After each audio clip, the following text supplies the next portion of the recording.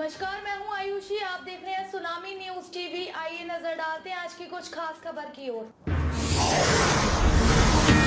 राजद नेता तेजस्वी यादव के परिवारवाद वाले ट्वीट पर बिहार के पूर्व सीएम जीतन राम मांझी कहते हैं, वंशवाद की राजनीति कुछ ऐसी चीज है जब कोई अपने माता पिता की गोद में खेल रहा हो और बाहरी दुनिया से पूरी तरह से अनजान हो।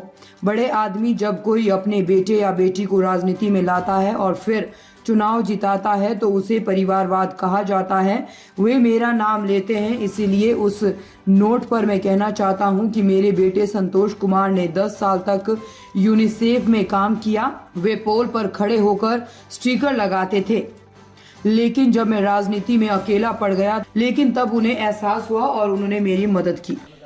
इसका जवाब हम दे चुके हैं और प्रधानमंत्री ने भी पार्लियामेंट में बड़ी सलीके से बात की है कि परिवारवाद, वंशवाद उसको कहते हैं कि जो माँ के गोद में, पिता के गोद में खेल रहा हो, दुनिया से कोई मतलब नहीं हो और by virtue of being big man अपना बेटा को, बेटी को, पुतोह को और सबको राजनीति में ले आता है, जीत जाता है, उसको परिवारवाद कहते हैं, उसको वंशवाद कहते हैं। उसको वंशवाद नहीं कहते हैं कि बदकिस्मती बस या सुकिस्मती बस एक परिवार जो राजनीतिक परिवार है वहाँ वो जन्म लिया और उसने स्ट्रगल किया, 10 बरस 15 बरस समाज में रहा, आंदोलन किया, बहुत सा काम किया और उसके बाद योग्यता प्राप्त की और फिर लास्ट में उसको मौका मिला राजनीति में और राजनीति में गया, तो वो वंशवाद नहीं कहा जाता है।